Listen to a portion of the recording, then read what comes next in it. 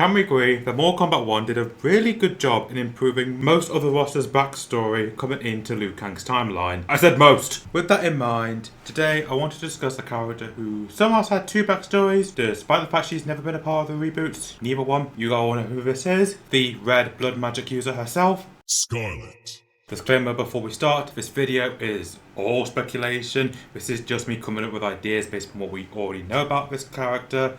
And with that, let's start the video. Now, for Skarlet, I have thought of two backstories. The first one is basically Mileena's backstory from the old timeline, where Skarlet will be the first successful creation of Shang Tsung, designed to take out both the sisters and use her blood powers to copy their abilities and fighting techniques so no one knows that Shang Tsung is now in charge through Skarlet. Now, despite the fact there could be a few interesting ideas that could come with this, at the end of the day, this was Mileena's backstory and will likely just be seen as lazy, but there is something that can come from it. For instance, if they use Skarlet as a part of Shang Tsung's tournament so she could take out the losers, absorbing their powers, could be an interesting way to have a power up and to see other species in Outworld. But yeah, this is Mileena's old backstory, so I kind of see why that would be incredibly boring and repetitive. Now, for the second backstory, this will take slightly from her orphan backstory in MK11, by which I mean she'll lose both her parents. For this backstory, Skarlet would be the first and only daughter born in a normal Outworld village, and as we know in Outworld, the Umgadi consists of the firstborn daughters. Now, when it comes to the Umgadi, I think that they work like the canon version of Jedi from Star Wars, where if the parent doesn't want their child to join the Umgadi, they will simply leave. And when it comes to the selection process for the Umgadi, I personally don't think it's an annual thing, or if it is an annual thing, I don't think they'll pick from the same villages each year. So when villagers do get picked to have their daughters to potentially become Umgadi, they see it as a divine choice and more of a social taboo to say no. But given the circumstances around Skarlet's birth, her parents didn't want to give her up, as she would pretty much be their only child. Because of this decision, they became social outcasts. So growing up, the only positive interaction Skarlet would have would come from her parents. This, despite how cool it sounds, would be a part of Liu Kang's plan for her, and she would pretty much live a unremarkable life living in the village until maybe leaving years later. But that plan wouldn't come to fruition because of Titan Shang Tsung's invasion into Liu Kang's timeline, but not quite as direct because of the invasion, more of the part Shang Tsung had in turning General Shao against Liu Kang and kicking off the Civil War. Due to the Civil War, it is likely that trade routes around Outworld would be negatively affected, mainly because of Shang Tsung's forces ransacking them for supplies so they never make it to a village with anything of substance. Now, normally this wouldn't be a problem, however, Skarlet's village would be one of the worst affected due to a poor farming yield, so the villagers would have to rely on trade, and without it, well, you can kind of guess where this is going.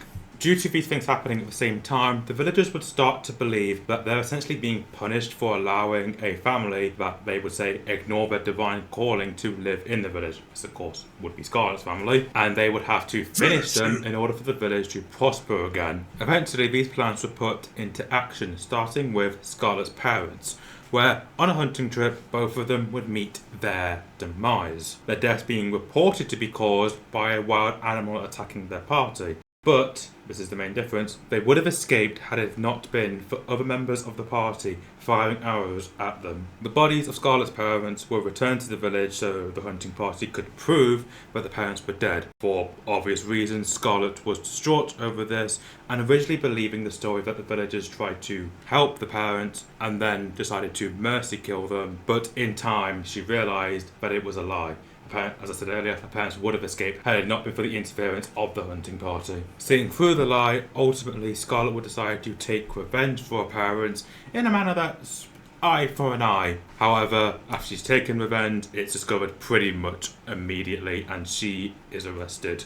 In order to keep up appearances to the rest of the village chief decided rather than executing Skarlet right there and then, that he would banish her, but give her such limited time to leave that it pretty much be impossible for her to gather up enough supplies to survive the Outworld wilds, along with dispatching a party out for her to ensure that she would not return. And due to her inexperience, Skarlet did not know where to run or what the dangers were of the wilds, which led her to constantly having to run, as each time she thought she could rest, a new danger would reveal itself. and her inexperience pretty much surviving made it easier for the hunters to track her down. Once they found her, they started to give her the same treatment as her parents. They would start to fire arrows at her, but not being incredibly successful, as she was kind of aware that they were following her to an extent, so she was able to dodge a high number of them and not die as of yet. Eventually, due to her nearly collapsing, she would notice a cave. Knowing that this could be her only shelter, she would enter, but the hunters would see her enter and pursue. Overhearing them, Skarlet would go further and further into the cave, hoping that she could lose them. But this would not be successful, and eventually she would accept her fate. Until a red glow emits from another part of the cave. In turn, she would investigate what the source of this light was. Turns out, it was a dagger. The dagger, using its magic to communicate with Skarlet, would say, "Accept its curse, and it will grant her the power to deal with those who pursue her." With the hunting party growing ever closer, Skarlet would ultimately decide to accept the dagger. Her eyes would immediately glow red, and the hunters became the prey, as all the blood that they have would be absorbed.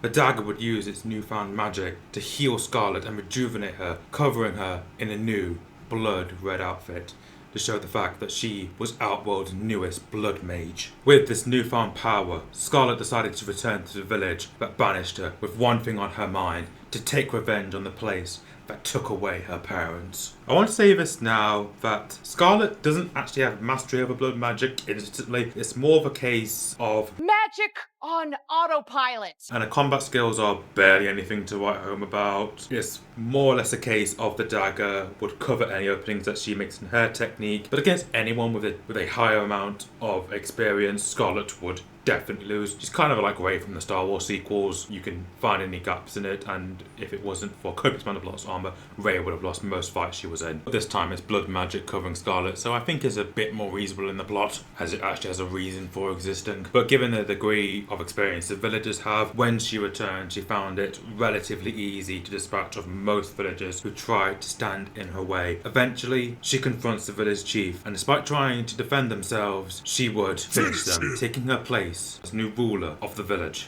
But this is not where the story ends, as news of a new blood mage reaches the ear of General Shao, and he immediately moves to recruit her, taking a powerful piece away from Melina. Now, I really hope that they use this story to show the side of Shao that NetherRealm has been trying to bury for the last few years. No, I don't mean his good side, I mean his manipulative side. Instead of threatening Skarlet, he would instead use positive affirmations and promise to help train her, as Shao would do in the old timeline, so she has no reason to turn against him later. And as I said earlier, Skarlet has very, very few positive relationships in her younger life, so someone coming in and being positive with her would basically make her want to join him immediately. And since the village has done barely anything for her, she decides, let's make every single one of them join the ranks of General Shao, and this would truly make Shao have one of the most powerful magics in Outworld, upsetting the balance in the civil war. Thank you guys all so much for watching this video. I did actually really enjoy coming up with a backstory entirely for Skarlet here. I know it's only speculation, but if there are any other characters you want me to try and come up with backstories for next, leave them down in the comment section down below. And while you're down there, if you want to, leave a like. If you want to hear from me again, subscribe to the channel. And with that,